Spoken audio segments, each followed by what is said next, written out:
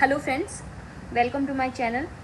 कल हमने इंट्रोडक्शन पे बात की थी, मैं उसका डिस्क्रिप्शन बॉक्स के अंदर उसका लिंक प्रोवाइड करवा दूंगी। प्लीज़ आप आंसर राइटिंग के अंदर जो ज़रूरी होता है इंट्रोडक्शन, कंक्लूजन एंड बॉडी, उस पर फोकस कीजिए। तो सबसे पहले हमने इंट्रोडक्शन की बात की थी कि कैसे कैसे इंट्रोडक्शन लिखा जा सकता है।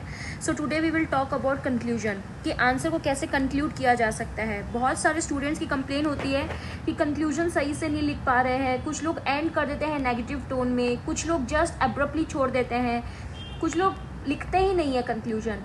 बहुत सारे टॉपर्स अगर देखें तो उनकी कॉपीज़ भी अगर देखते हैं तो हाँ, बहुत सारे लोग कंक्लूजन नहीं लिखते हैं। ये पर्सन टू पर्सन डिफर करता है, बट मेरे अकॉर्डिंग आंसर तभी पूरा होता है जब आप उसको एंड दे देते हो कि हाँ, this is a way forward and this is a conclusion, summarise करके टोटल।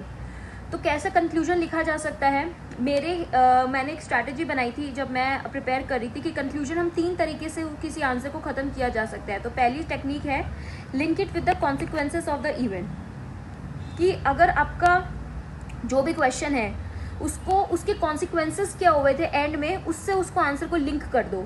तो ये क्वेश्चन जो है 2021 के जीएस का पेपर है, जीएस 2 का पेपर के अंदर ये क्वेश्चन आया था। To what extent in your view parliament is able to ensure accountability of executives in India. तो इस पर आपने अपना जो भी स्ट्रक्चर बनाया वो लिखा, एंड में आप उसको कंक्लूड कर सकते हो एट प्रेजेंट पार्लियामेंट की क्या अकाउंटेबिलिटी है, उसके हिसाब से उसका कंक्लूजन कर सकते हो। उसका कॉन्सिक्वेंसेस क्या हुआ था कि अकाउंटेबिलिटी किस फॉर्म में आई, तो आप इसका कंक्लूजन में आरटीआई लिख सकते हो, ARC2 की रिपोर्ट लिख सकते हो, गवर्नमेंट की जो ई पोर्टल्स है, ई गवर्नेंस है, उसके बारे में इसका आंसर को समराइज करके आंसर कंक्लूजन कर सकते हो। नाउ अब बारी आती है कि हिस्ट्री के क्वेश्चंस को इस तरीके से कॉन्सिक्वेंसेज ऑफ द इवेंट से कैसे लिंक करें। तो अगर हिस्ट्री की बात करें तो जैसे कि इंडिपेंडेंस रिलेटेड मोमेंट्स जो हुए थे, उन्होंने नेशनल मूवमेंट को किस तरीके से स्ट्रेंथन किया था। जैसे कि फॉर एग्जांपल स्वदेशी मूवमेंट था, तो स्वदेशी मूवमेंट का कॉन्सिक्वेंसेस क्या हुआ था, it focused on the self Reliance का उन्होंने आत्मशक्ति का प्रिंसिपल दिया था। ये सारे मेथड्स थे जो यूज हुए थे। तो ये कॉन्सिक्वेंसेस के अंदर आप लिख सकते हो कि this lead to the self reliance, focus on the self reliance of India. ठीक है, और अगर आप चाहो तो उसको कंटेम्प्रेरी सिचुएशन के साथ भी आप उसको लिंक कर सकते हो। गवर्नमेंट का जो प्रोग्राम है आत्मनिर्भर भारत, जो गवर्नमेंट का एजेंडा है, उससे। सिमिलरली अगर आपका कोई कोल्ड वॉर का क्वेश्चन आता है तो उसके कॉन्सिक्वेंसेस ऑफ इवेंट्स क्या है, उसके बारे में लिख सकते हो कंटेम्प्रेरी सिचुएशन से लिंक करके, कि न्यू लिबरलिज्म, ग्लोबलाइजेशन, जो भी एज फॉर्मेट कोल्ड वॉर जो चल रहा है अभी, इकोनॉमिक वॉर चल रहा है, तो that was the consequences of the event. तो आप इस तरीके से आंसर को एंड कर सकते हो। दूसरा एक तरीका है कि link it to the today situation. तो लगभग ये दोनों लगभग सेम है, बट इसका है कि इसका नैरो कॉन्सिक्वेंसेस बता दो आप। टुडे सिचुएशन में आप चाहो तो एक एग्जांपल्स दे दो। जैसे कि ये क्वेश्चन भी यूपीएससी 2020 का पेपर का क्वेश्चन है, जिसमें ये पूछा गया था, can civil society and NGO present an alternative model of public service delivery to the benefits of the common citizen, discuss the challenges of this alternative model. तो आपने मॉडल बताया, चैलेंजेस भी बता दिए, सिविल सोसाइटी के बारे में बता दिया। आप इसको एंड कर सकते हो कोई भी सिविल सोसाइटी का एक एग्जाम्पल लेके जिसने एक अच्छा काम किया है।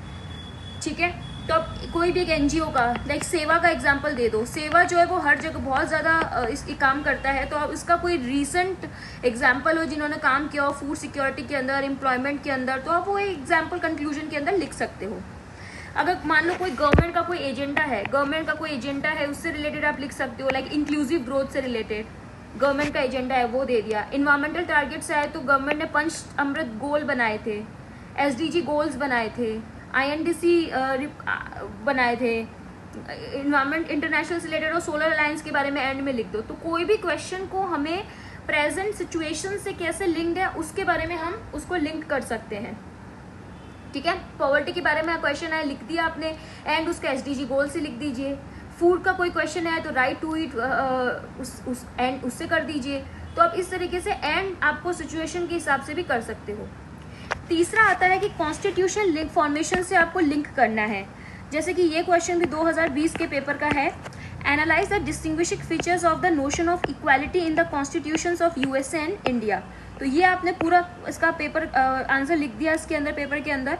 एंड के अंदर आपका कंक्लूजन क्या होगा, इक्वालिटी का एट प्रेजेंट कोई कॉन्स्टिट्यूशन का, हमारे कॉन्स्टिट्यूशन का एग्जाम्पल दे दो, आर्टिकल 14। तो आप इस तरीके से इसको भी कॉन्स्टिट्यूशन से लिंक कर सकते हो। जैसे कि बहुत सारे ट्राइबल मूवमेंट्स हुए थे, तो ट्राइबल का कोई भी आर्टिकल फॉर्मेशन हुआ जो हमारा कॉन्स्टिट्यूशन बना है उसका एग्जाम्पल दे दो एंड में, कंक्लूजन में।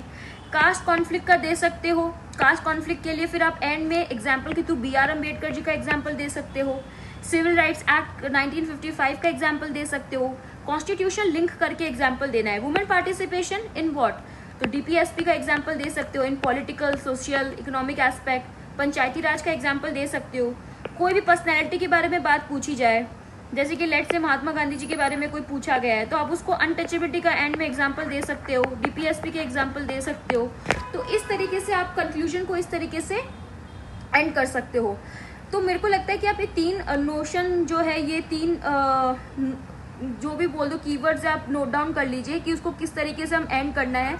एक सजेशन मैं आपको देना चाहूँगी कि हमेशा कंक्लूजन को है ना पॉजिटिव नोट पे एंड करने की कोशिश किया करो, क्योंकि सब लोग ये देखते हैं कि वे फॉरवर्ड क्या है, एक्चुअली हमारा फ्यूचरिस्टिक अप्रोच देखते हैं।